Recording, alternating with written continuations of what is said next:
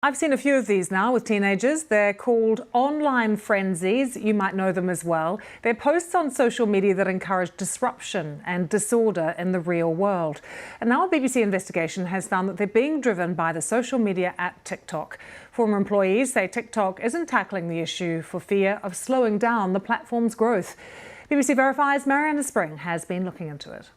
Like everybody else on TikTok, I'm obsessed with this Idaho murder case. What connects false accusations of murder in the US? Where 4 students were brutally stabbed to death. Amateur sleuths turning up in a British town, and antisocial behaviour and vandalism in UK schools. The answer is they are all examples of TikTok frenzies identified by the BBC. When you post a video on TikTok, it can be pushed to users everywhere on the For You page at a speed and scale that doesn't seem possible on other social media platforms, creating a frenzy of posts. Former employees and creators have told me how this design means people are seeing videos they normally would not see and being incentivised to behave in a harmful way to produce more popular content. The search for mum of 2, Nicola Bully, continues, 8 days after she went missing. Nicola Bully's disappearance earlier this year shocked the UK. An inquest ruled the 45-year-old died by accidental drowning, but conspiracy theories exploded on TikTok, with police saying it interfered with the investigation. Hello. Hi. Lovely to meet you. Heather ran one account, racking up millions of views posting about the case, having never shared content like this on TikTok before. In one video, she falsely suggested footage of Nicola leaving the house on the morning of her disappearance was really her friend Emma. It received 3.6 million views. Whenever you post something and it gains traction, TikTok will send you little emails of encouragement telling you that you've received this many views, you're a hit. If you post something and you receive a lot of positivity from it, I think that can definitely change your behaviour, whereas before you might not have had that level of empowerment or entitlement. Heather seemed to really regret becoming caught up in this frenzy, and she told me that without TikTok, she just doesn't think she would have participated in this way. When you're seeing video after video after video of the same content on the same topic, it's very easy to just think, well, I can join in on that and I'm just another person. I've had to remind myself these are other people's lives, and it's not just a video that's going to go nowhere. It's potentially going to blow up in your face, and then you are accountable. Lucas, not his real name, is one of several TikTok ex-employees I spoke to for answers about these frenzies. It grew so fast that they couldn't possibly keep up with or predicted every single way the app was going to go. And in general, they don't want to. They don't want to stand in the way of entertainment growing quickly on their platform. It's about money. The more users they have on the platform spending more time watching videos, they can sell more ads, sell them for a higher price.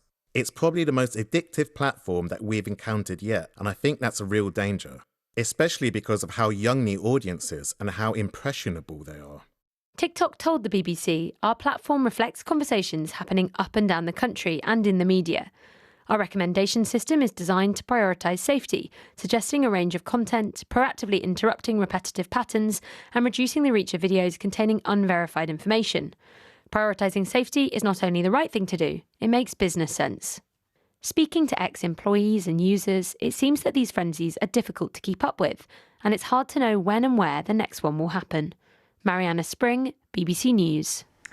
Let's take you to Mariana now, who is in the newsroom for us. I'm always so fascinated by your investigations, Mariana, and this one is no different, because I myself have seen quite a few of these frenzies with my kids. You've investigated some other ones, though, that have had real-world impacts. Tell us about them. I have, and thanks for having me, Lucy. So as part of this investigation, I looked into 4 incidents of frenzies in particular, where TikTok appeared to be driving disproportionate engagement to these topics, and that was then connected to harmful behaviour offline. So just earlier, you heard about the disappearance of Nicola Bully here in the UK and the frenzy on TikTok around that. But also there were these murders in Idaho, Moscow, a place actually I hadn't heard of before in the US, before it popped up on my TikTok feed, and my TikTok feed was absolutely inundated with it. 4 college students lost their lives during a kind of horrible attack at their student home. 2 roommates survived. And again, a similar frenzy like the Nicola Bully case unfolded in that situation, with people even turning up at the scene, false accusations of murder, and witch hunts, effectively, of people who they accused of being involved in this. And then I also looked at the way that TikTok and these frenzies can further inflame situations that are already unfolding. Think back to those riots that happened in France and that started after a teenager was shot dead by police back at the start of the summer. The riots that ensued, would have happened without TikTok. But what I heard from speaking to TikTok users and then also from speaking to mayors, officials and other people who were seeing this, one mayor in particular in a town called Viry-Châtillon, is that the level of violence seemed to be kind of more intense, more extreme than they'd experienced before, and that this seemed to be spreading to unusual places. And that was put down by these users and by this mayor to TikTok. They feel as though TikTok allowed it to spread in this way and to escalate, with users wanting to participate, one-up each other, and show how they could set fire to a bin and then set fire to a bus, and it could kind of reach these whole new levels. So it's one of those things where I just keep spotting kind of more and more frenzies that are unfolding and occurring, and it's been really important to kind of speak to particularly former staff, people who worked at TikTok, as well as users, for answers about what's really happening and how this happens on TikTok because of the way it's designed and its algorithm. Mariana, great investigation. Thanks so much.